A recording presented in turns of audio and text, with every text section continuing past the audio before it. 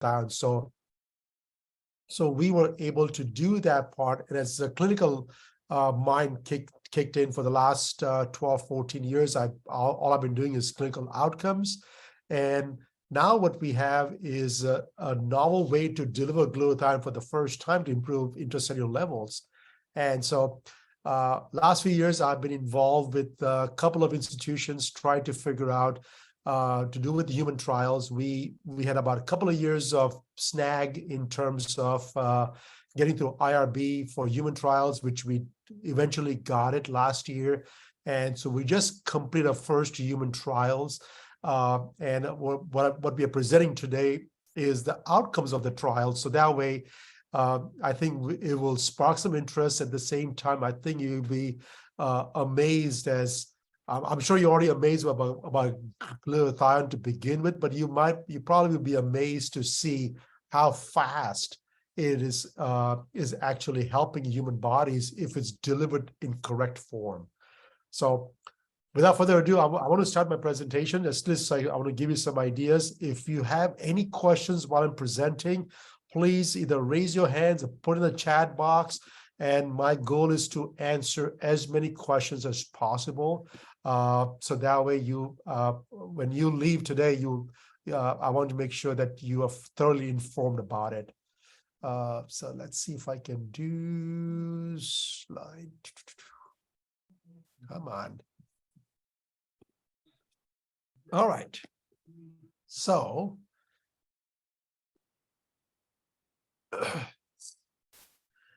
this research was done at Western University School of Medicine. It's a DO program over there. Dr. Venkatraman and his lab associates did this whole study. It was done over 6 months period of time for 30 patients. So we want to make sure that they get the proper credit for doing all the work. This slides were prepared by his team, and I'm just a narrator today, but rest assured, I've got the permission to use his slides completely. So even though it's my name as a presenter, the slides were prepared by Dr. Venkatraman and his lab associates completely. Okay, let's see now. All right.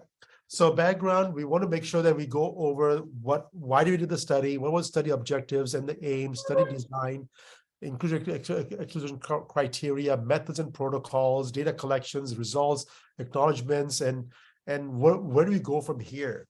So Dr. Venkatraman has been doing a lot of research when it comes to liposomal form of glutathione for at least, I would say, 15 years plus. And so he has done work with Mycobacterium tuberculosis, HIV, type 2 diabetes trials, both mostly animal models, and mostly in vitro studies only. So has some done in vivo studies, but mostly all the studies that were done were in vitro. And of course, lately he's been working with us on the topical form of glutathione since it's already commercially available. So the previous studies that he has published, he has probably published well over 15 studies, I believe so. If you just put PubMed, his name, I think all his research is going to pop up when it comes to the glutathione. So his lab's been very active in trying to understand glutathione. And fortunately, unfortunately, I don't know how you look at it, they're working with liposomal technology, which showed great promise. And with the new delivery system that we have, I think it's going to accelerate the whole findings. So hopefully we are a little bit optimistic as to what this is going to hold in the future. But his work has been on mostly on the antimicrobial activity. His work has also included NAC as a glutathione precursor. Let me see. He's worked with looking at all the markers to impact type 2 diabetes. Also see if it has any activity on the T cells, helper cells for HIV populations, and so on and so forth. But keep in mind, all the studies were in vitro studies.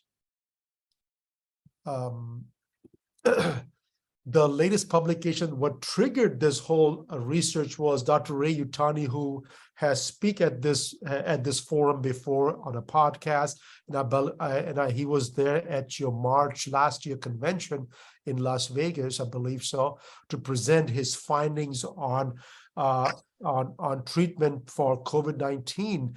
And what are the treatment current options? What are the limitations? What are the care gaps? And how a novel alternative complementary agent like glutathione and the cyclodextrin complex can be an adjunct product to the whole regimen. And so this is currently been in a peer review process right now. And if anybody wants to be involved in the peer review process, please send me your name, and I'll forward it to the publishers. They're looking for more reviewers of this article to see if it holds any validity to the statements that he's trying to make. So anyways, Glutaril is the name of the product. That's the one that was used. It's a combination of glutathione, ascorbic acid, cyclodextrins, and some preservative agent, which is sorbates and radish root extracts. Cyclodextrins that were used were combinations of gamma cyclodextrins and a little bit of alpha beta. This is the same cyclodextrin that Dr. Fauci used back in the late 80s, early 90s to really try to figure out how they can help with HIV patients. And of course, in vitro study shows that cyclodextrin has tremendous effect as an antiviral properties, but in vivo studies failed miserably, all of them. And so when we were doing all this work, we found out that the dextrin molecules, while it was stabilizing glutathione was also delivering cyclodextrin to the human body. And so for that's what the whole trigger about the COVID started for us. And so, and when Dr. Utani did all the work at the university, he saw positive outcomes with that, with using glutathione as a carrier mechanism to deliver cyclodextrin. And in this case, we are using cyclodextrin as a carrier to deliver glutathione. So I believe that both work in symbiosis together to achieve the outcomes for us.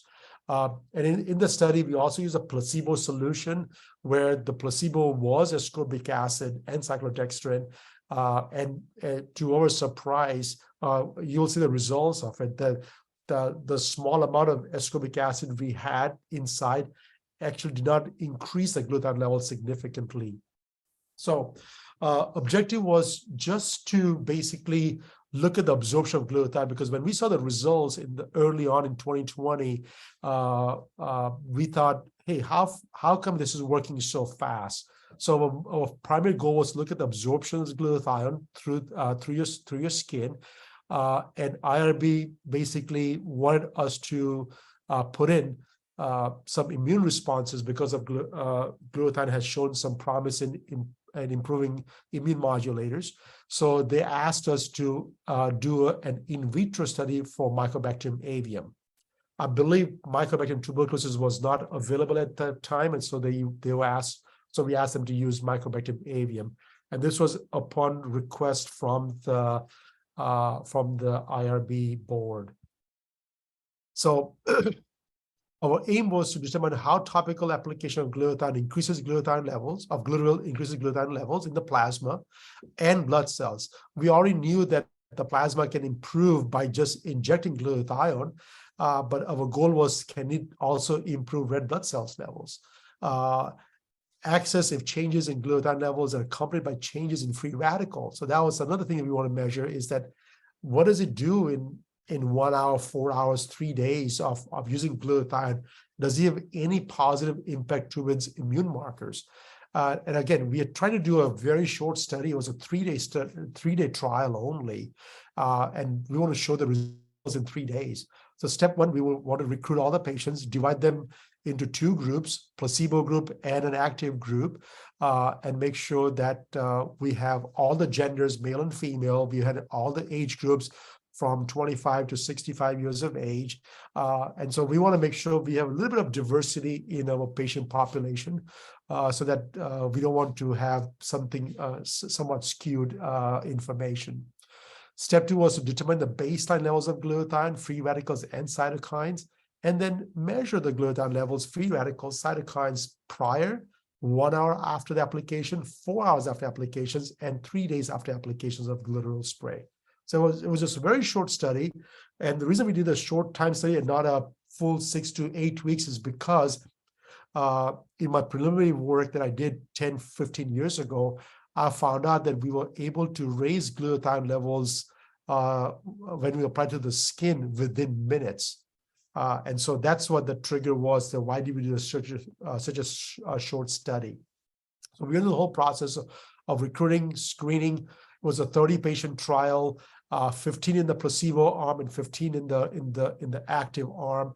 We did all the blood collections. We measured plasma levels of glutathione, RBCs, the PBMC levels.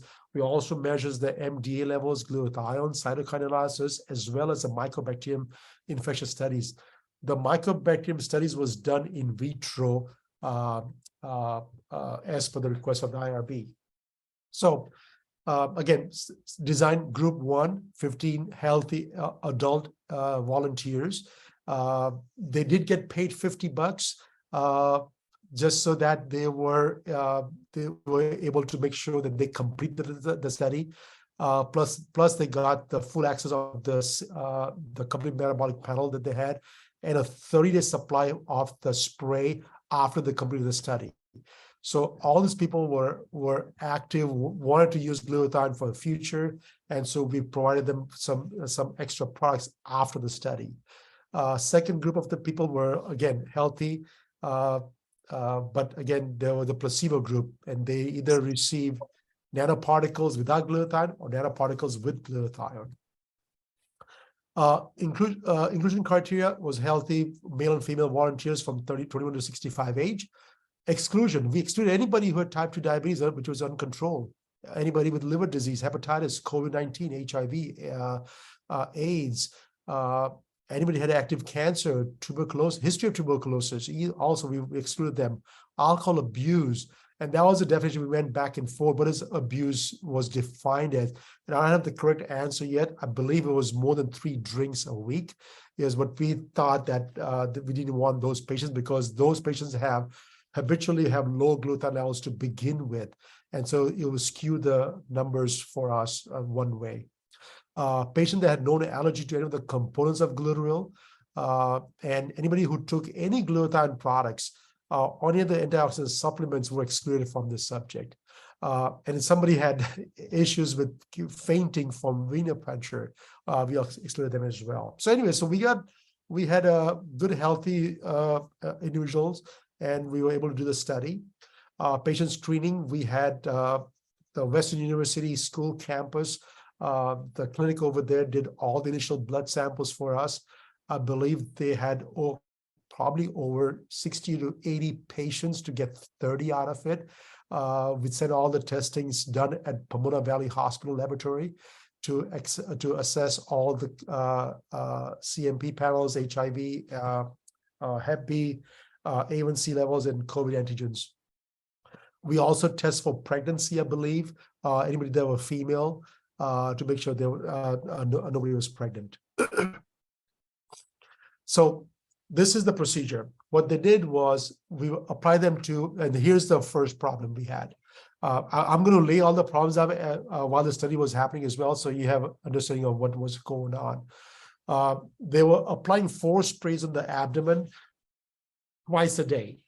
The sprays the 4 sprays was theoretically about 100 milligrams of glutathione, and the dose they were using was 200 milligrams per cc, and so 4 sprays was half a cc, and they were using it 4 sprays twice a day. But when they sprayed on, it was bouncing off a little bit, so the amount that actually got on the skin was less than 100%.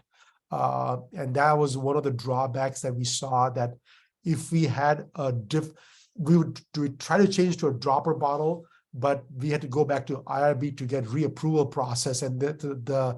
Venkatraman thought that let's not change it. Let's see what the outcomes are, and we can modify the protocols for our next study, if there is going to be a next study. They were done for 3 consecutive days, and pre and post application blood collections were done. They were all applied on the abdomen, on the non-hairy area of the body. So the guys, they had the hair were applied on the obliques, versus the females, they were applying on the abdomen. Blood samples that were collected 30 minutes prior to the treatment, 1 hour post-treatments, 4 hour post-treatments, and 72 hours post-treatments. And the blood sample processing were taken, and what we wanted to measure was the plasma, RBC, and the PBMCs. Again, the blood draw timing, it's pretty self-explanatory as to what they were. The outcomes, expected outcomes, but the proposed study will provide compelling evidence on whether the external application of glutathione complex, glutaril, can improve GSH levels in the blood or not. The study finding will also indicate if altered level of GSH can cause changes in levels of free radicals, because that's what we want, right? We want to improve glutathione levels, but does he have any changes to the pro or anti-inflammatory marker cytokines in the peripheral blood? And this was the key, right? We see these changes in the literature after 4 to 6 weeks, but do we see changes in 1 day, 1 hour, or 4 hours, and things like that? So that was the whole purpose of these things. We thought it was going to make a change, but we were not 100% sure yet. So that's what we want to do the study for that one. Protocol: we took blood samples, were collected and processed to extract plasma, peripheral blood molecular cells, and red blood cells. Whole blood cultures were created. We were measuring both the glutathiones and the oxidized form of glutathiones in the samples. We were inoculating the blood in vitro with Mycobacterium avium, and then the cultures were taken 1 hour after and 72 hours post-infection to assess changes in the bacterial clearance of the host immune cells. Total and reduced and oxidized form of glutathiones were measured. Levels of MDA, lipid peroxidations, byproducts of oxidative stress in plasma were also measured, and plasma cytokines profiles of study participants. Now, I'll tell you one thing: most of the study subjects were either professors or students. So either they are in the late 20s, early 30s, or in the 50s and 60s. So we didn't have anybody in the like a 35 to 50 kind of range, so to speak. I don't think so we had any subject between that age group. So young people are a little bit on the 50 plus side. The in vitro infection of the blood culture. So this is how they did it. Blood samples were diluted with RPMI with 5% of antibody serum to generate blood cultures. The blood cultures were infected with in vitro with the processed Mycobacterium avium, 10 to the 5th per well. Cultures were terminated at 1 hour and 72 hours post-infection. And during the terminations, infected blood samples were lysed and with sterile water, and the lysates were diluted with plated on agar for colonies. So this is the thing. So basically, as you can imagine, if it's prior to the treatment, the 30 minutes prior, those should not have any changes. If there's any change, it should occur if it's a really good, and it's 1 hour, decent at 4 hours, and 72 hours. So they were measuring at all the different levels to make sure there's any changes on there or not. So let's go with the results first, because this was something that we wanted to see. So as you can imagine, when they did the 30 minutes before the treatment, there were no changes, right? The placebo and the glutathione, there was no changes whatsoever. 1 hour after the application of glutathione, there were no changes either. So the bacterium load in vitro was not affected. The increase in the 1 hour treatment in the glutathione group is negligible, is not significant. But at 4 hours post initial treatment, this was within 4 hours of taking glutathione, there was statistically different reduction in the gluteal arm. When they use glutathione, gluteal, the burden for Mycobacterium avium reduced. And this is something that puzzled Dr. Venkatraman and his lab associates as to, hey, they have never seen something that works so fast. It's not they figure out this glutathione is not an antibacterial product. So how is it helping reduce the Mycobacterium load so fast within 4 hours? Same thing after 72 hours. So 3 days of glutathione treatment, and this was somewhat they thought it was statistically significant reduction in the Mycobacterium load, so to speak. So anyway, this was amazing. So even if it's at 1 hour, it reduced the load. At 72 hours, it was still reducing the load. So it was effective within the first hour of treatment with glutathione. This was something that was very interesting for the researcher. And immediately after this research, they contacted us to see if they would like to. They have already proposed a follow-up trial in mice to see if they can replicate the study and see is it really true in vivo as well. So we can do animal studies first before we go human trials. So we'll see how that goes next. This is what we have been waiting for, is that, hey, how does it help increase levels of glutathione in your RBCs? That was a big thing. So right away, this is something that I have noticed personally myself when I first put in for patent application in 2010, that we saw a significant increase of glutathione in RBCs within 15 minutes. When we did the more controlled trial, we saw a similar increase at 4 hours and at 72 hours.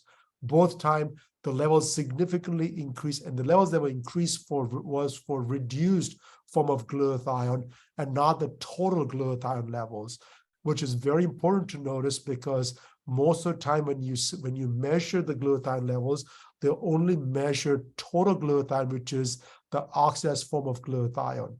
What Dr. Venkatraman and his lab associate were able to do they were able to measure reduced form of glutathione. So within 4 hours, the levels were increased dramatically. At 72 hours, the levels were still high up there. So it shows that upon administration of glutathione topically, we were able to significantly raise the RBC levels of glutathione immediately. Results on MDA. Within 4 hours, the load, the MDA levels reduced in the PBMCs, and both from the placebo group to the glutathione group. So it showed immediately that within 4 hours, we were able to reduce the levels of MDA. Cytokines. So this is what the proposal was for Dr. Venkatraman. He thought that we know glutathione is not an antibacterial product, so it has to be with the cytokines that were doing it. So of course he was measuring IL-12s, TNF alpha, IF and gamma, and so on, so IL-2. So they measured all of these things because what they were hoping for is that TNF alpha activations was actually improving the macrophage activity to control the Mycobacterium avium. And sure enough, within 72 hours, this is the levels of IL-12s and TNF alpha. It was significant, more than doubled the levels of interleukin 12s and TNF alpha, interleukin 12s, and significantly increased over 30% increase of levels of TNF alpha. IL-2s, again, IL-2s were more than doubled also within 3 days, and the IF and gamma was also improved more than doubled within the same time frame as well. So this was something that was very interesting to notice, that how fast we can improve those markers. In my clinical applications, I have patients that have used the product, and within hours they have come back and told us that the pain has gone away in the knees or the joints or whatever that is, right? And I'm not sure the pain is coming from, but to reduce the inflammatory markers or to help with inflammation immediately, we have noticed in the clinical practice numerous times that the patients have told us for. Anyways, so the results. Study reported no side effects, and even though it was a very small population, they didn't see any side effects. But in the larger populations that I've been using for last 15 plus years, the only side effects that I have seen with this product, if used for repeated use for long periods of time, is a rash. And the rash is dose dependent as well as time dependent. So the longer you use, and if the dose is too high, the body tends to have a mild rash, which usually goes away within a few hours once you stop using the product. But in the smaller study sample, there was no side effects that was observed. They had enhanced immune response, and what they saw was because of that, they were able to see the Mycobacterium CFU count was significantly reduced from the glutathione treatment group after 4 hours as well as 22 hours. They also saw elevated levels of reduced form of glutathione in both in RBCs at 72 hours. They also saw decreased levels of MDA at 4 hours and 72 hours post initial glutathione treatment. And the best part was the increased levels of IL-12, IL-2, TNF alpha, IFN gamma in plasma at 72 hours post glutathione treatment. This is something that has triggered another trial that he wants to, Dr. Venkatraman wants to do, and he's already putting in the IRB application right now, is to see how we can improve, if we can improve inflammatory markers like these. Is it going to help with diabetes? Is it going to help with arthritis? So anyway, so those are right now in IRB right now, looking for that part and see if we can get some approval, then we can probably start that study next. The benefit of glutathione topically, guess what? It's non-invasive. It's the route of administration is so easy. Just apply topically, zero side effects in a smaller group compared to oral has GI distress or IV has rash issues. IV is usually a very high dose, and so sometimes you get a rash with high dose of glutathione. Enhanced immune response resulting in reduction in the bioburden for Mycobacterium avium. Even though it's in vitro, it shows promise that there may be a potential of helping patients with compromised immune system, which is the #1 cause of death, is Mycobacterium. And so hopefully we might be able to help people with that immunocompromised. Increased levels of glutathione, also increased levels of the cytokines, IL-2, IL-12, TNF alpha, and so on and so forth, and decreased levels of MDA. I mean, it's a very short study. If we can show this thing within 4 hours or 12 hours or 72 hours, imagine the repeated use of this product over a few months. What could it trigger for us? So this is what's so promising for us. So in summary, the results are pretty easy, self-explanatory. I think we already talked about this one. I do want to acknowledge all the team that has worked on this thing. Dr. Venkatraman and his lab members, Kevin and Melissa, RB, Logan, Nisar, James Owick, Schlock, Brianna, for processing all the samples. We do want to make sure that Edith, Dr. Cesar Ochoa, Dr. Ray Tani, and Dr. Venkatraman, their support. We cannot forget the grant money that they receive from both from Aura Pharmaceuticals as well as NIH to support this thing, because we need people, we need funding so that we can keep on doing this work to make our life as clinicians better for the future. Because as a pharmacist, I see so many prescriptions that I fill every single day with no promise of patients getting any better. I would love to offer something that we can hang our hat on, that hey, we help this patient not just improve the markers, but to make them feel better without having any side effects. That's my ultimate goal. And I want to make sure that if you guys, anybody's interested, I want you to have this slide ready for you, because use the code webinar14 go to the practitioner page, sign up. We have a special price for you today, and just for today, there's no minimum orders for quantity. Even if you want to try one product for yourself, I would like for you to at least use this code to get a discount price to use this product. Enjoy the benefits of glutathione at a very fast pace, and that's what we're trying to do right now, is see what we can do we can help every individual out there. So with that, I'd like to open up things for Q&A. I'd like to answer all the questions for anybody that have. So if you can, put in the chat box or just raise your hands, and I can then you can unmute yourself and just go from there. So I do have one question right now. Is the rash caused directly by inflammatory cytokine? Maybe. Yes and no. There's two parts of the rash that I've been dealing with the rash for the last 12 plus years that I have known of.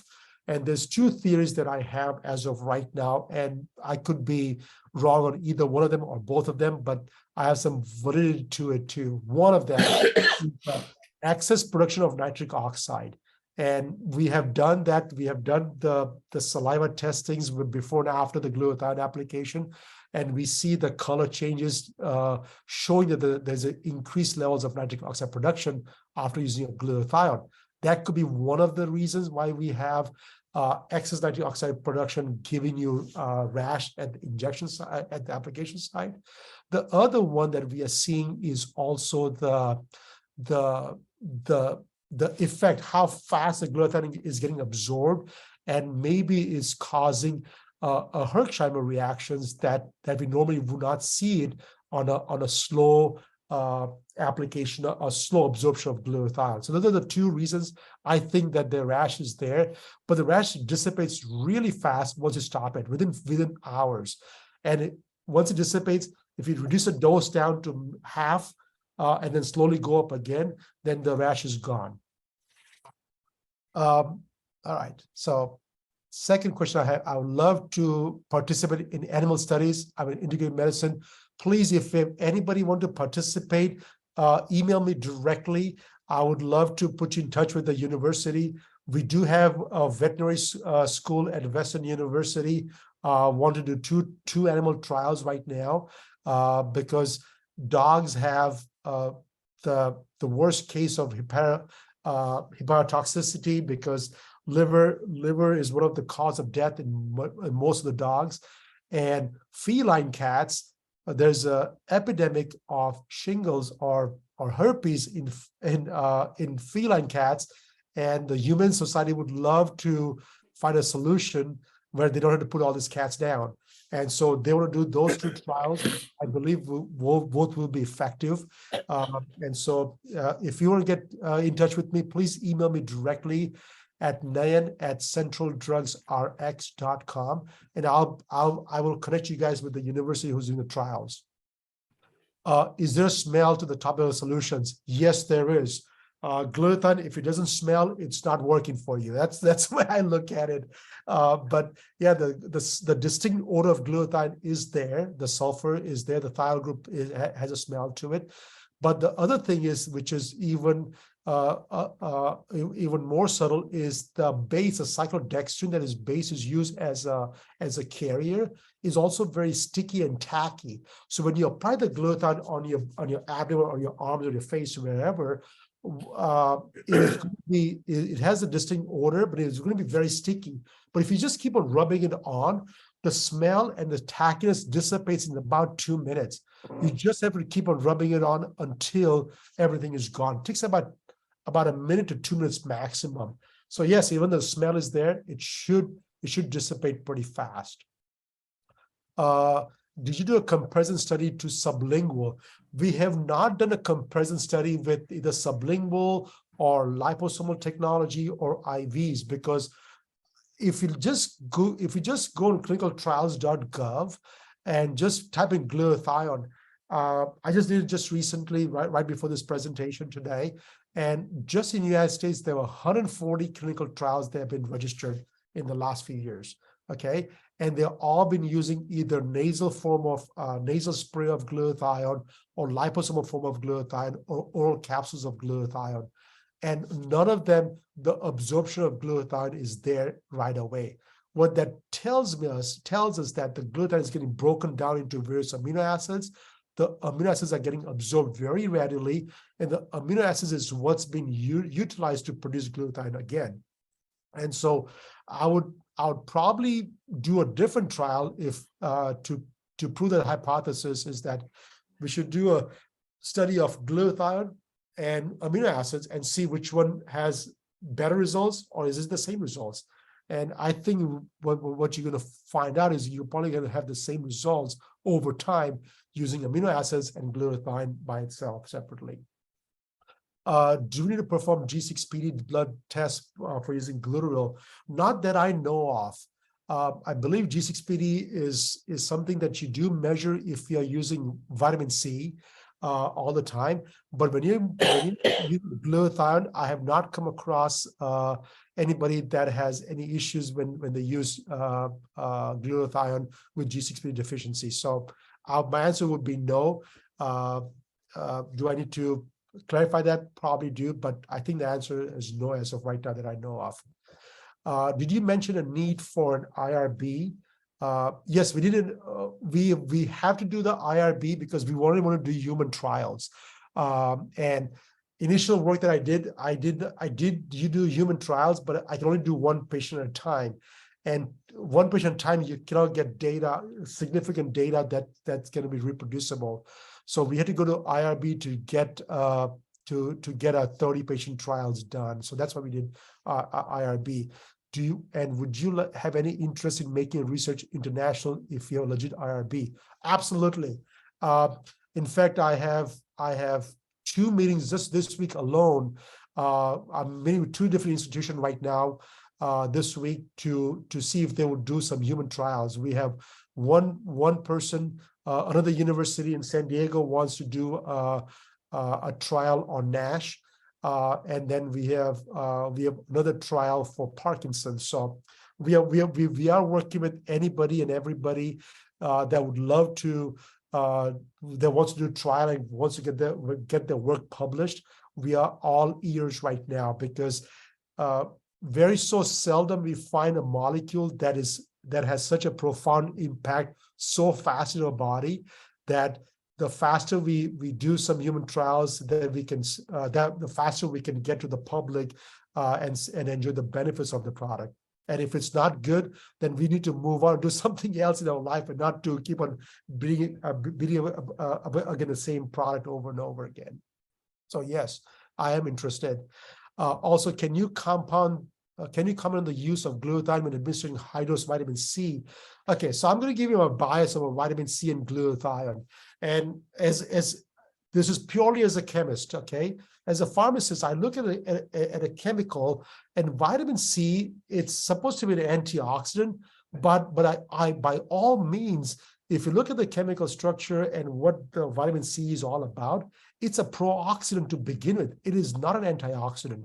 At the low dose vitamin C, what it actually does, it provides the energy to regenerate oxidized glutathione.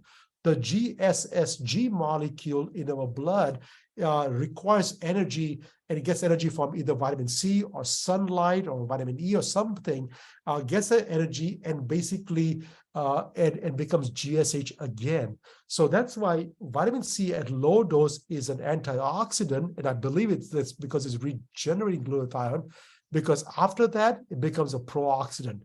I don't think so. Vitamin C has a redox properties that they can become a pro-oxidant and antioxidant at different concentrations. But I think that at low dose, it is regenerating glutathione. So far, I have not been able to find any research on that one yet, but this is what my theory is at this point. Have you demonstrated an increase in those inflammatory markers without inoculations with bacteria? Oh, by the way, yes. So the inflammatory markers were done separately. That was in vivo study. The in vitro study was only measuring the bacterial load. So the inflammatory markers were actually done in vivo. So the bloods were drawn after the treatment was over, and then they put in all these various test tubes, and they've basically inoculated with some mycobacterium for in vitro studies. But then the biomarkers or the inflammatory markers were tested actually in human subjects. So yeah. Please put the direct link in the chat. Oh, thank you, Dr. Clearfield, for putting my for my email address. Thank you. Follow-up on comparison, then why not test levels beyond 72 hours? Okay, so what happens is that our goal was to show that we can improve your glutathione levels immediately. In my previous study that I did back in 2010, 2011, what we found out was that glutathione has a very short half-life. So the glutathione levels rises up and basically gets out within 12 to 14 hours. So our goal was to make sure that if I do give glutathione, does it improve the levels immediately? And once the levels are improved, I want to see that, hey, if with 3 days of continuous application, is the level stays the same? Are the levels still stable? And the answer was yes. If it's true for 72 hours, it can be true for a year from today. And so the reason we did not do past 72 hours because again, the theory was within 72 hours, we were able to improve all the markers that we think are going to be influential for inflammation, for the bacteria, and for just trying to figure out what the dose is going to be. Now, I agree with you that if you want to see a positive impact for glutathione levels in the brain, substantia nigra, because that's my next study that I'm working on right now at the University of Pittsburgh. What we want to do is we want to improve the glutathione levels in substantia nigra. If we can do that, there's a possibility of reversing dementia. Parkinson's glutathione can be used as an adjunct to Parkinson's disease or as a prevention. We don't know where this is going to lead to us for next research, but our first goal was to prove this, and then from there on we can get bigger funding to go for more mainstream trials. The one that we're talking to the San Diego University is basically the whole thing is funded by NIH. So this will be a good trial for us to be involved with because the money is coming from NIH to do this trial. So bigger trials means a lot of money, and as a small pharmacy myself, it's really hard to justify all the costs that takes to get all these trials done by myself. How does it compare to IV glutathione? So there was only one study that I found out about IV glutathione back in 1991, is what they found out was when they were given 2 grams of bolus IV glutathione, 100% of the glutathione was end up in the plasma and nothing was in the red blood cells. And so within 14 minutes, 14.1 minutes to be exact, all the glutathione was concentrated in the bladder, and it basically you're able to get rid of it.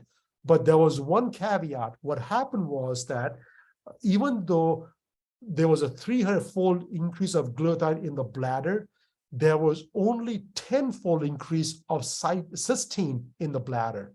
What that meant was glutathione was getting converted into various amino acids, and cysteine was getting reuptake or reabsorbed in the bloodstream, which was the reason why we saw sustained effect of glutathione, rise of glutathione levels, even after a couple of days after the treatments of IV, because the cysteine was getting reabsorbed, and glutathione was being produced based on that.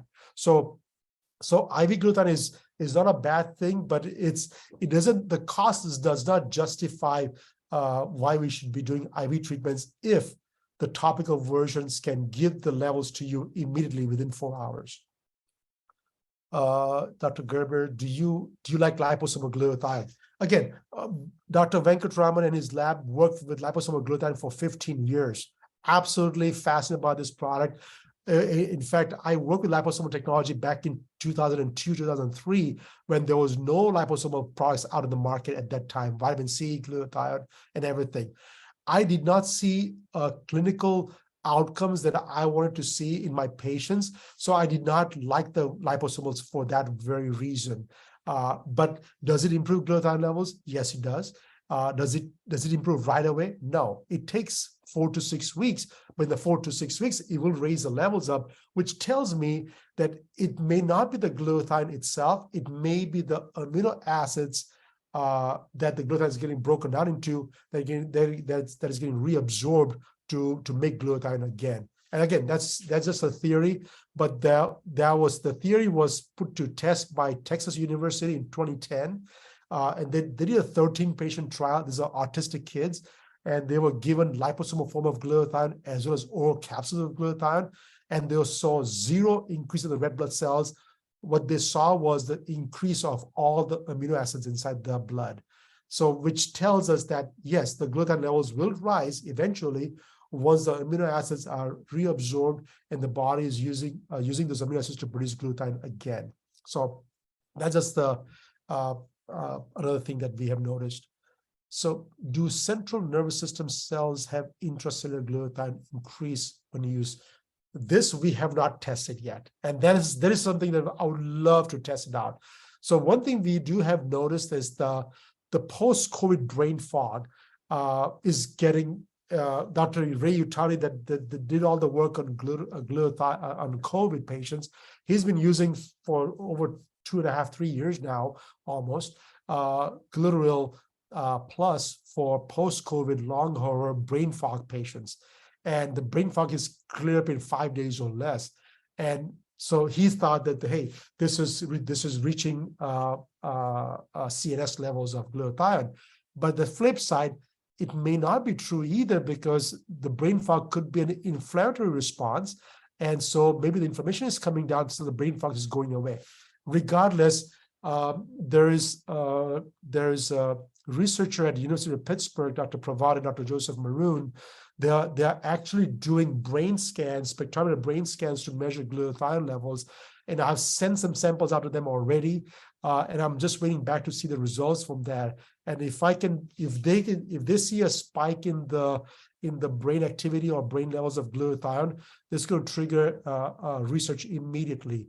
So as of right now, the answer, I do not know. I do not know. Do you have experience with using glutathione for autoimmunity? Yes, plenty of it. The best example I have is my dad. My dad is 87 years old today. He had arthritis. He had type 2 diabetes in his late 40s.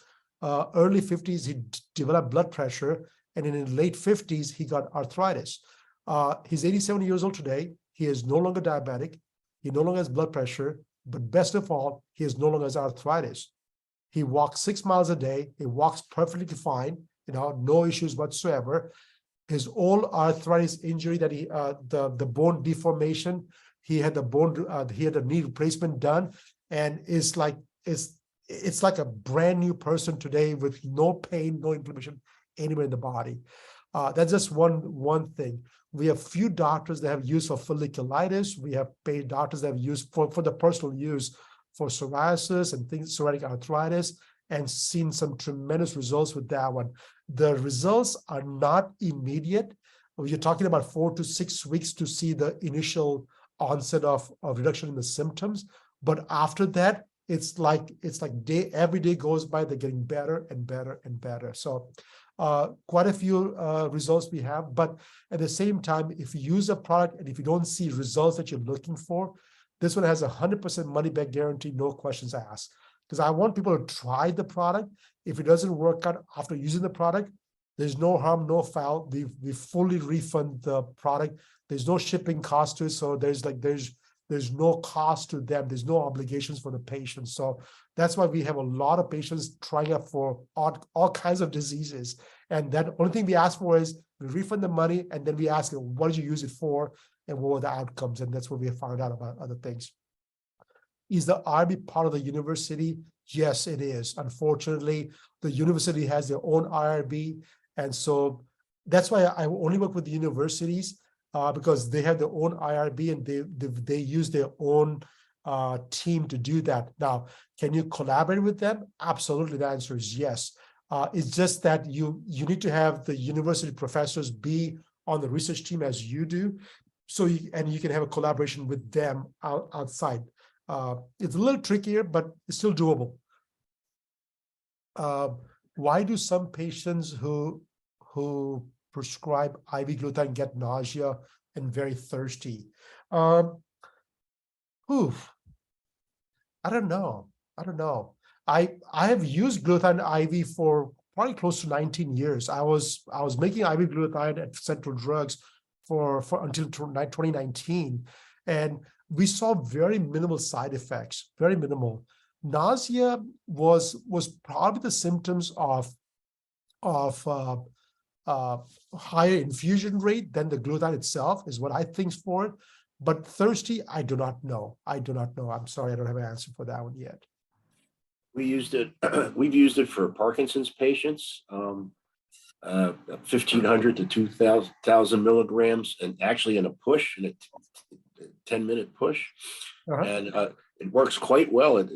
It's for the spasms and the tremors and all. The real problem is that it doesn't last 72 hours, so you have to keep redoing it every other day. So have you had any success with those types of patients with the transdermal? I could not say yes 100% because we have very few Parkinson's patients right now, and what we do see is the range of motion is increasing. Is it tremor decreasing? I don't think so. But most of the patients that we have on Parkinson's patients, they are feeling energetic, their range of motion is increasing, they feel better, but is not getting rid of the disease.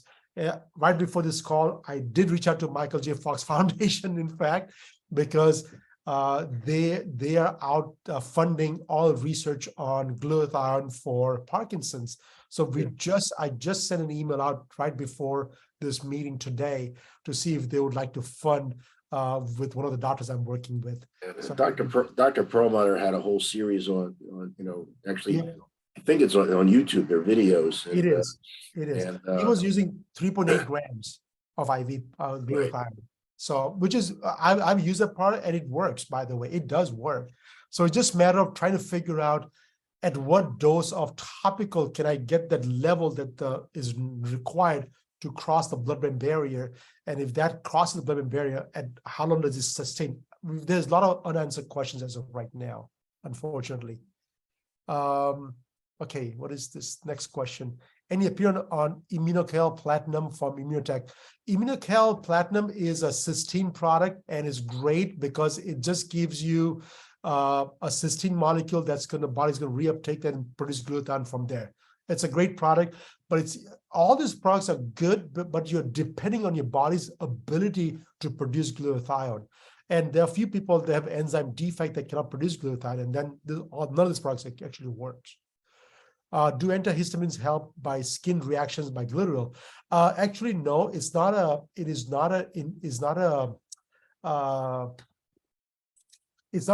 release issue. What really works is you put a lotion over the rash, any lotion, and the rash just kind of goes away. So I don't think so. You need antihistamines. I just put people to just put your favorite body lotions over it, and then they're okay. How about patients with aphasia from possible years of high blood pressure and poor lifestyles? I don't have an answer for that one either. Mary, if you email me directly, I'll try to figure out some research on that one, and I'll get back with you on that as well. I'm sorry, I don't have any answer for that one. What is contraindication? So I don't think there's any contraindication as of yet, but there's one group of people that's out there that has called me out, and I don't know if all the answers of that one yet. If somebody has a GGT enzyme transfer enzyme defect, and they have cancer, you cannot use glutathione on those patients. It's a very small subset of cancer patients, and it's something that there's a group out of UK that they call me out on that one, and I don't know all the answers yet, but I'm just disclosing this information out because I would love to learn more about it if possible, and see if this is true or not. And if it's true, then I want to make sure that I tell everybody not to use the product at all if you have cancer, and if you do not know if you have the enzyme defect or not. But other than that, we have used on cancer patients all the time. In fact, with great success, with good energy, The cachexia is kind of gone, so people are eating better and things like that. So it's overall very, very positive things. So don't use gluta with vitamin C since they negate each other in relation to antioxidants and oxidation effect. So yeah, Dr. Nario. So in our glutathione topical product, we use a little bit of vitamin C. And the reason we use a little bit of vitamin C inside, because the low dose vitamin C is actually giving enough energy to keep on making sure that the glutathione doesn't get oxidized. And so I use low dose vitamin C all the time. So even for all my patients, I tell them, if you're going to use vitamin C, use low dose. 1 gram a day is plenty. If you're using topical, the glutathione already has 40 milligrams of vitamin C in there. It is plenty. So that's all I need. So vitamin C there at low dose, but at high dose, you're right. It can negate the effects of glutathione as well. What clinical responses have you seen with Parkinson's? Only clinical response I've seen is better movement, better energy. The tremors have not reduced. The stop and go for the motion has not reduced. The number of patients that I have that have used on Parkinson's are very, very small. I would say less than 100. And so that's the reason why we don't have much data on it. We have thousands of patients using this product on a monthly basis, but the number of Parkinson's patients is very, very small.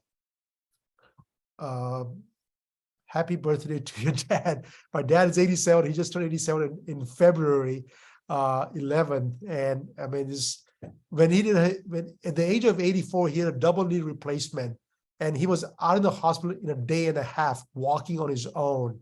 And so the hospital in Orange County put a t-shirt on him with a Superman shirt on him.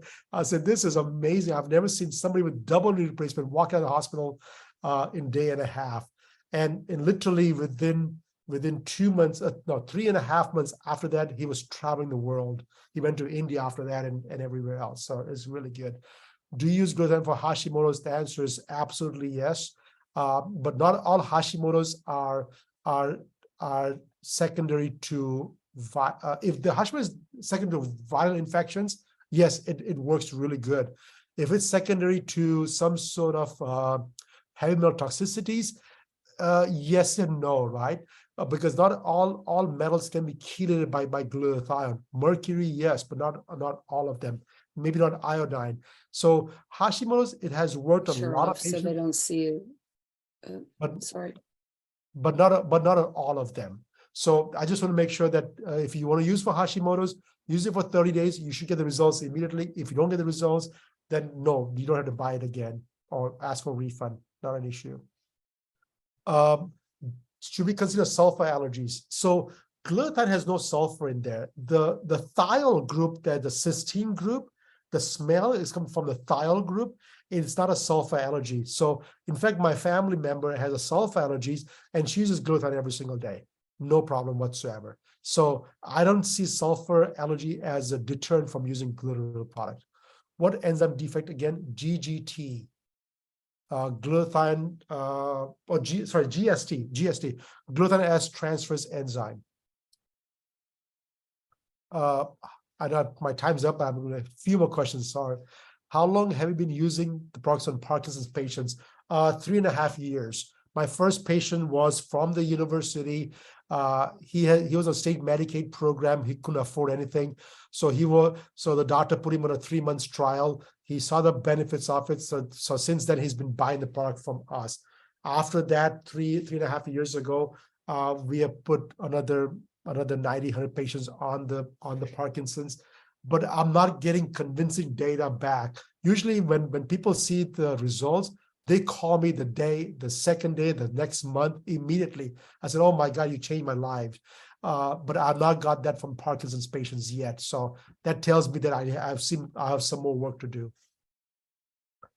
Glutathione intervention is great by cancer. Why glutathione is contraindicated by cancer? I'm not sure glutathione. I don't think I say that glutathione is contraindicating cancer. What I am saying is that I saw one group out of UK has called me out that glutathione should not be used in all cancer patients, especially if they have the enzyme defect. Because if they have the GST enzyme defect, glutathione can actually become harmful to them. It doesn't matter if it's IV or glutaril or liposomes or whatever. And again, that is something that has been called up. I have nothing to back it up as of yet. But all the studies all the things I've researched, I cannot conclusively say that is true, but I just put it out there that if using cancer patients, let's just exert caution for the first 30 days, make sure there's no issues, and then you can use it after that, no problem. I have a few family members that have cancers, and they've been using it with surprisingly good success, in the sense that their energy levels are high, they're eating healthy, they just have a full life in front of them as of right now. Is the cancer gone completely? Then no, it's not. All right. Whew. I'll give you one anecdote. So I met you in December at A4M a long time ago. And I told you about this pediatric case. I had a 4-year-old girl with some idiopathic liver fibrosis, chronically elevated LFTs and so forth. So I did the trial for her, and I figured it's a perfect product for a 4-year-old because you apply it topically, no issue with this. And it went pretty well. She was doing it fine for 3-4 weeks, but she developed a contact dermatitis, and we had to discontinue use, unfortunately. But we did get some blood work done. But unfortunately, we didn't see much change in the LFTs at all. They're still elevated alk phos up to 350s, and the AST LT are still like 50 and 36. So. Yeah, we have seen, I don't think so. We have too many failed cases when they have high ALT, AST levels. So far, everybody that we have treated, we have seen tremendous results in bringing the levels down. It takes anywhere from 3 to 4 months to do that part. So you're right, 30 days may be too short. Plus 4-year-old, I've not done a 4-year-old patients. I'm not even sure what dose they would require either. Do we treat them as an adult dose or a pediatric dose? I have no idea. Yeah, I did one spray.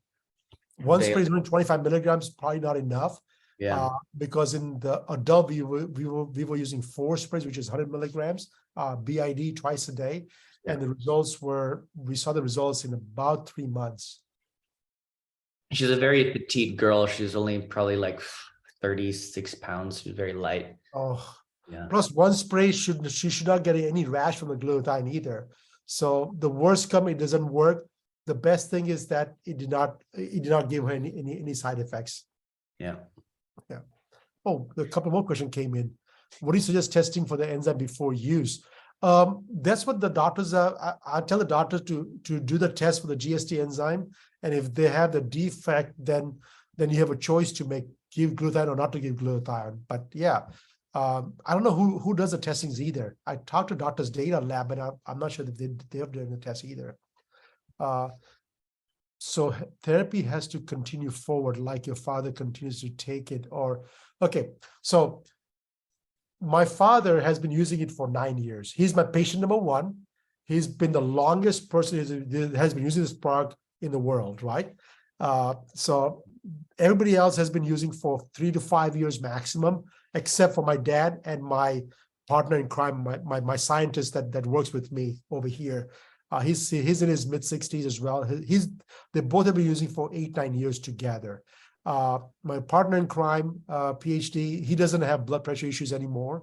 My dad is, you know his story. If you read my book, his story is in my book because it is absolutely amazing. The only regret he has is that he only has 3 friends that are still alive today. And that's the only regret he has, because nobody believed in him and nobody else took the product like he did. And so he sees his people, his friends kind of passing on or not doing so great. So if you love your friends, please do what you do, but keep your friends, make sure the friends are healthy as well, so that you can have somebody to live with after when you're 87 years of age. But yeah, continue every single day, short half-life, so you can pretty much stick every single day. One thing that I do notice in my dad is that he doesn't take it twice a day every day anymore. He only does it once a day, and his levels of glutathione are still close to 1,000 micromoles per liter. That means I figured out that your body recycles glutathione after so many months or years of application. So you might be able to just use it once a day and still be okay. So just something that I've noticed. Did he change his diet or just glutathione? Yes, so he's diabetic. So when he found out that he's no longer diabetic, his diet did change. He eats lots of sugar now. So he started drinking wine at the age of 85 for the first time. So every weekend now he waits for me to come home so he can open a bottle of wine with him, and things like that. So his diet has changed a little bit. He's a part of the script. No, unfortunately, the issue I have with my product is that I did not anticipate the cost it was going to meet for me to make it. There's not enough margins for me to give 27% to full script, unfortunately. I'd rather give the discounts to the physicians than to give discounts to full script. So no, whatever you need, you can deal with us directly. We'll ship it to you, or deal with Jackie or Maria, and they will be able to help you out with it, and we'll take care of you. So unfortunately, I'm sorry we don't have on full script or whole script or anything as like that. The cost of the product, it's the retail price is $120 for Glutathione and $200 for Glutathione Plus, and the wholesale price is as low as about half of that one. $100 for Glutathione Plus and $60 to $50 for the Glutathione. Again, there's some tier pricing discounts, but if you have 5 or 10 patients a month, you can get the lowest price possible. If you just want to try the product, use that discount code, the webinar 14 today, and you can try the product at a discounted price for just one product also. How long will the unit last on average? It's if you use 4 sprays BID twice a day, it will last you 30 days, which is pretty much all the protocols that are out there is always BID. Very seldom you may have to use it every 4 hours, and that is if you have an acute infection, because as I said, it takes 4 hours to bump up the levels. So if you keep on using every 4 hours for maybe a day or two, after 48 hours, you can literally you can control the infection way back down until your body takes over it, and then you can go back to just using twice a day only. Can you put the code? That code thing? I would love for people to just take a picture of it. Oh, what happened to the thing? Okay, let's see. There you go. It's webinar 14, or scan this thing and it will go straight to the account and open up the account today. And if you'd like to talk to a salesperson, which we don't have too many, but we have some great people, they will help to support you with any questions. If you have any particular conditions that you've been working with, I can give some anecdotes on what I have seen. If you're interested in doing some clinical trials and want to partner with somebody, we'd love to. I'll encourage you contact me directly, because the more we do some studies, the more information we can get out to the people.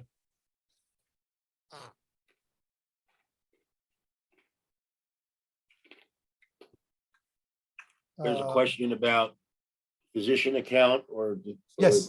Do we need to stock it? Can patients order it from a website or something? Both.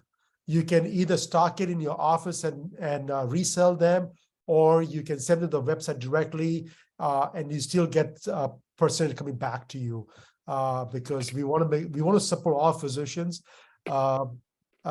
We as of right now, we only have, I think, 2 physicians that are donating all the money that the commission to.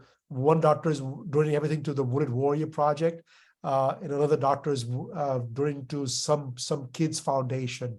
But regardless, the money leaves my pocket for sure. Either comes to you or to anybody that you want to assign to. While you have your slides up, Dr. Patel, can you go back to the cytokine studies there? Because maybe I'm looking at it backwards, but is the glutathione increasing the cytokines? Yeah, these are anti-inflammatory markers, right? Yeah, well, aren't they? They're inflammatory markers, not anti-inflammatory markers. Or do I have it backwards? I thought interleukin 4 and 10 were the anti-inflammatory cytokines. Let's see. So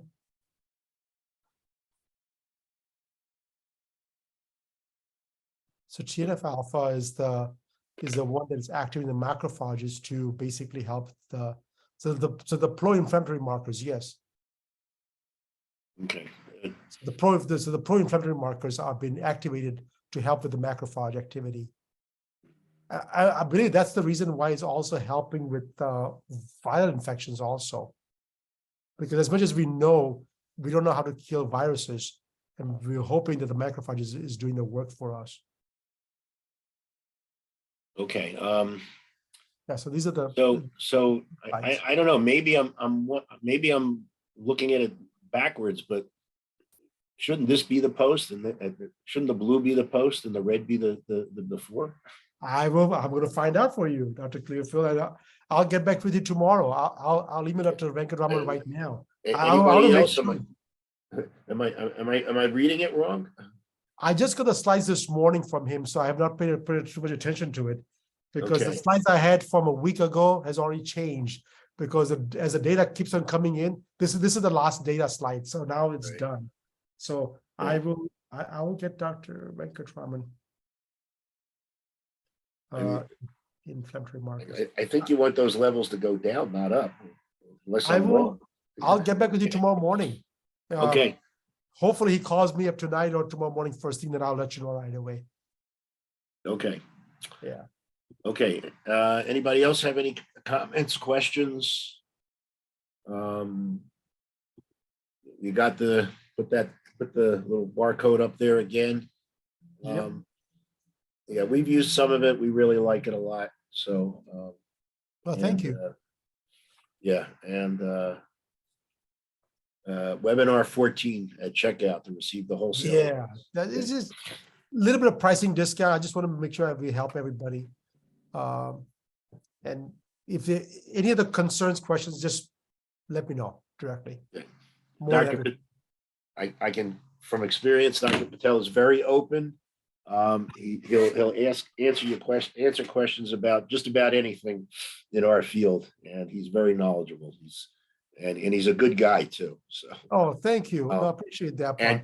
And just to let our folks know, you guys put out a lot of literature that is very good for patients on hormone replacement and all of the sort of specialty things that you compound. I mean, it's very down to earth, understandable. It's not doctor language, and very colorful. I mean, we pass them out all the time. We use it a lot. We use a lot of your literature. Thank you. So we do twice a month. We only do twice a month, and something educational. It's once in a while my team gets a little bit antsy and puts some marketing material out there, but typically it's always educational. Mm-hmm. Yeah. And they're very, very good. The one on enclomiphene was good. And a while ago, you did one on low dose naltrexone. LDN, yes. 1 page, highlights. So that's right. If anybody needs any of that kind of literature, please get in touch with them. They're really terrific about it. So yeah, just sign up on my website for my newsletter, and we'll ship it out to you twice a month. So. Okay, hold on. Yep. Okay. So any other questions? Excellent talk. Now, what conditions are you using it for? Me personally? Yes, you personally. Oh, so for me personally, I use it every day. Again, just for I like to drink alcohol at least once a week, and so alcohol dehydrated enzymes activity is activated by glutathione.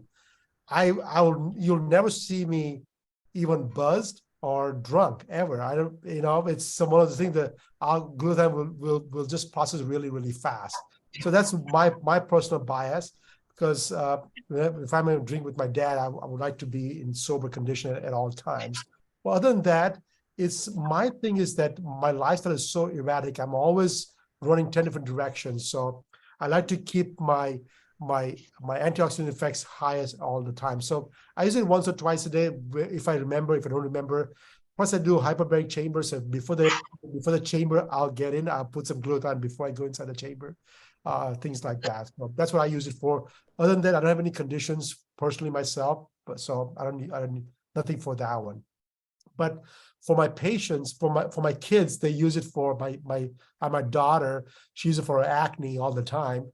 But if she has no acne, then I'll tell her not to use it ever. My son, who's prone to headaches all the time, and he uses glutathione to basically reduce his headaches down. My other daughter, she never uses it up for anything. Can I ask you the question about migraine and headache? How does it help just for the headache itself? It's not for all the migraines and headaches. My wife has migraines all the time, and she uses glutathione twice a day. It doesn't do anything for her. My son has headaches, and for him, he uses glutathione, and it really helps him out a little bit.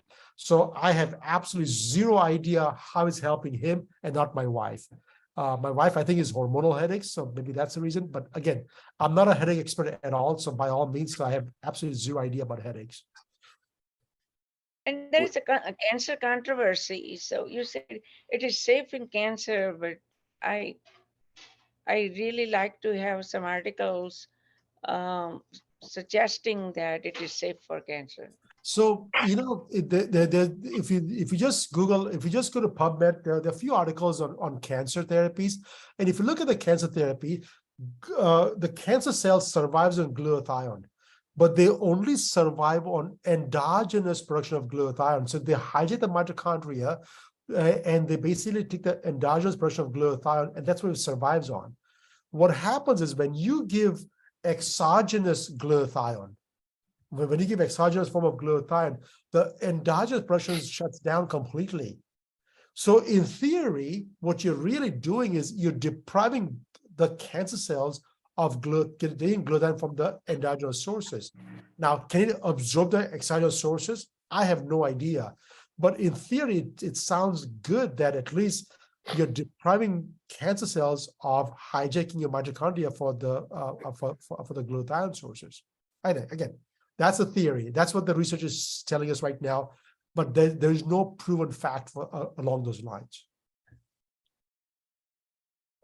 So what do you see as your best sellers, Dr. Patel? What are the most common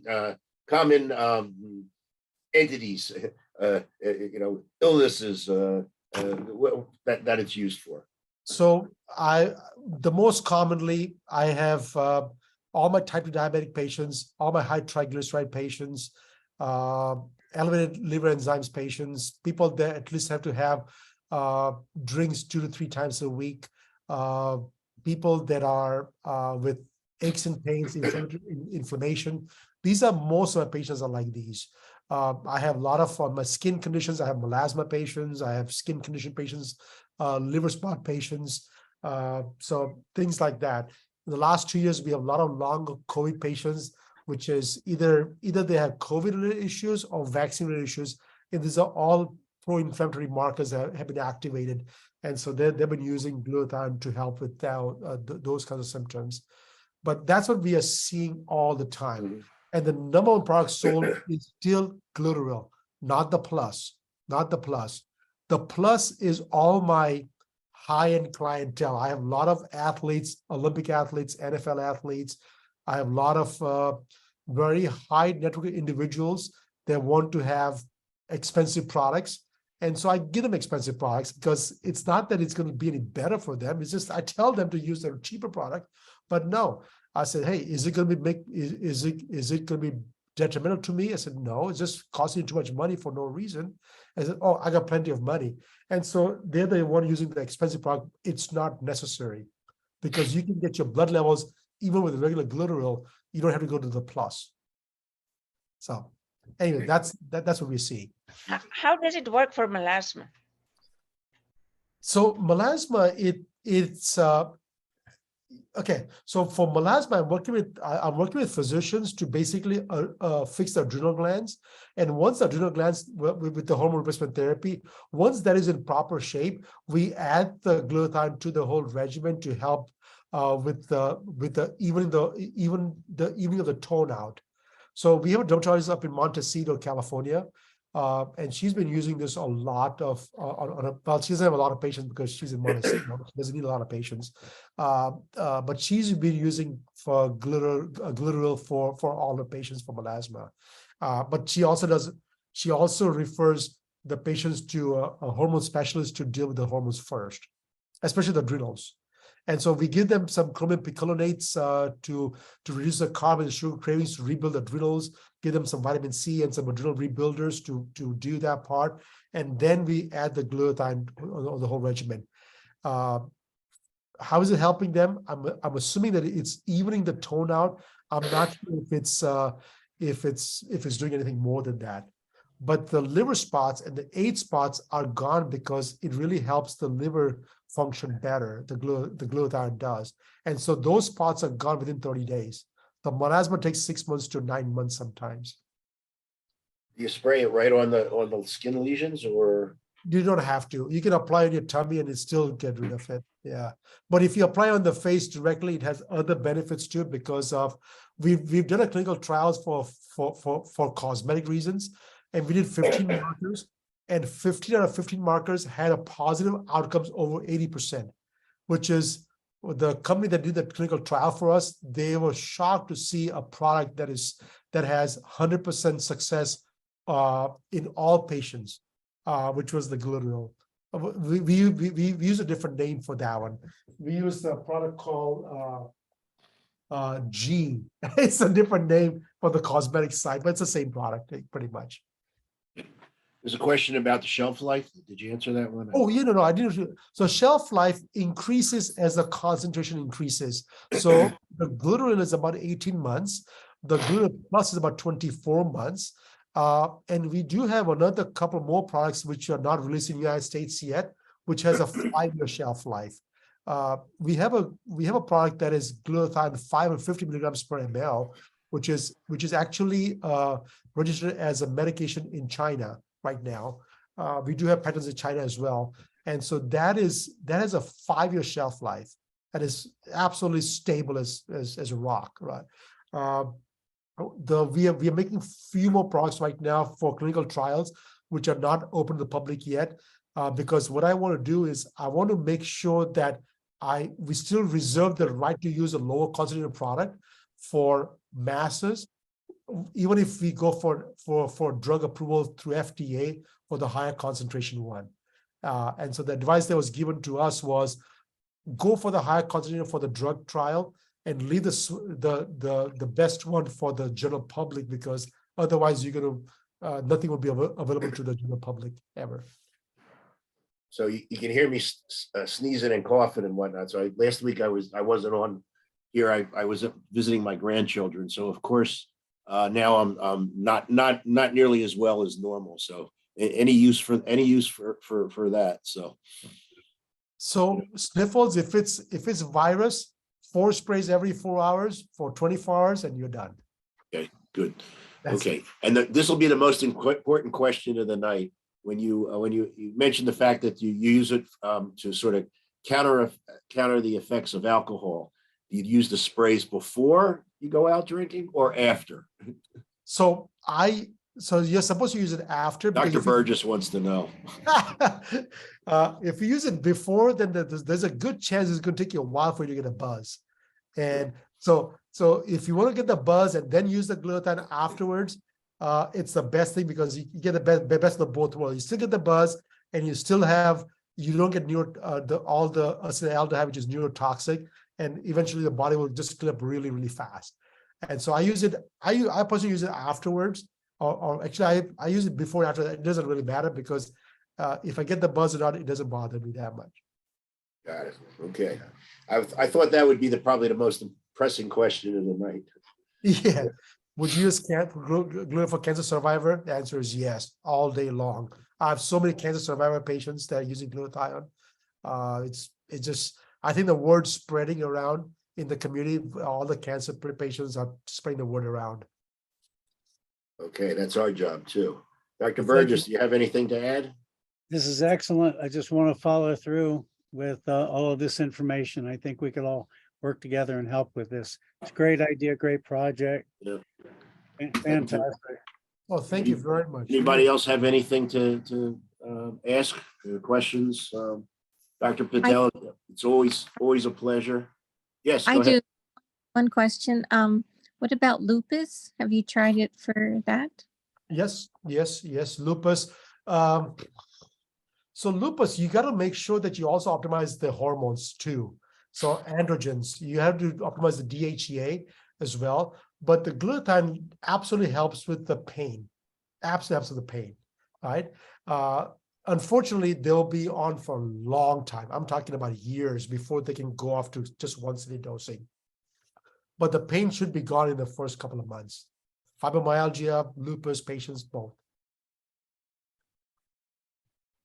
Okay, so Thank you. thank you so much, Dr. you. Patel. So You have my email address. If any questions, please feel free to reach out. yes, and if anybody needs it, let me know. That we're in touch every so often. So I keep trying to strong arm him into taking me on to help with his hormone. He has a hormone course too, but you guys want to come to me, right? I don't teach hormone course, by the way. I only do one-on-one. Just if you need help. I don't teach hormone courses. I'd rather they go to Dr. Clearfield because he has a good program on its own. I just do one-on-one only. Okay, the $5 will be in the mail tomorrow. Thank you. So thank you again, Dr. Patel. I can't thank you enough for your help and your encouragement, the way you support us. We'll certainly want to down the road have you come back again. Anybody who didn't get the link, let me know. We'll get it to you. I'll see if I can put it up on the website also. If you're looking for Dr. Hartman's lecture from last week, I was a little bit tardy. It did go off today, so it should be there within the next 24 hours. Next week, we have something a little different.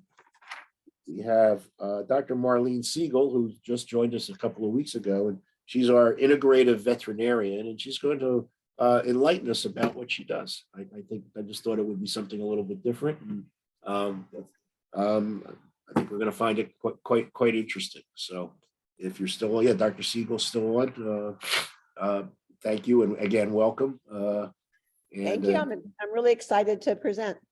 Okay, we're happy to have you. So, anybody who has anything that they'd like to present, let me know.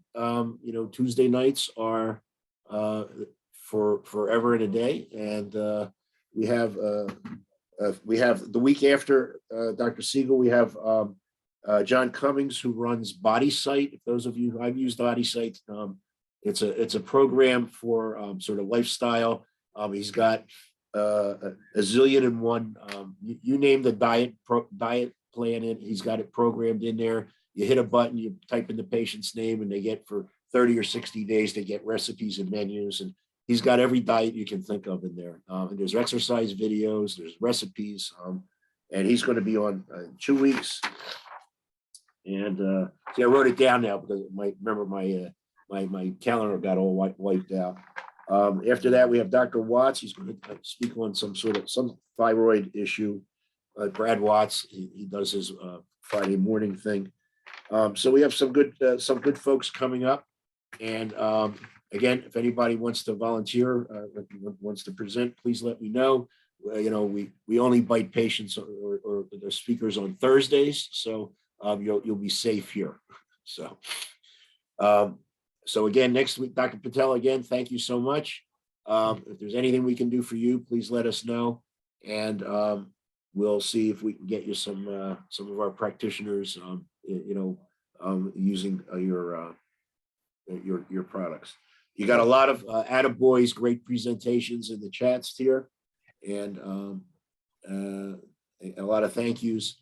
And again, it's always a pleasure. I hope to see you soon. You have any conferences coming up you're going to be at?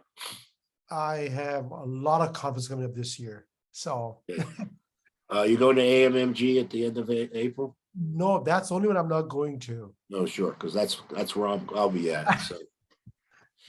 So you can, I'll bring a raincoat. Give me a couple of bottles of the stuff. I'll sell it. I'll sell it in the back room. Any day, any day. Okay. Thank you very much. Okay. Thank you all so much. We will see you next week, same time, same station. Anybody have any comments, questions, complaints? Let me know. If you know anybody who would like to present, please let me know. And again, John and I we're still contemplating how we're going to get DO credits for our, if we have an in-house conference. So, an in-person conference. So we'll get to it. So good night. John, you have anything to add? Oh, we're covered. Okay. All right. All right. Good night, everybody. We'll see you again next week. Thank you. Oh, and bring a friend so we double our census. One friend, everybody, one friend. You too, Dr. Patel. So, I'll try. okay. Thank All right. Thank you.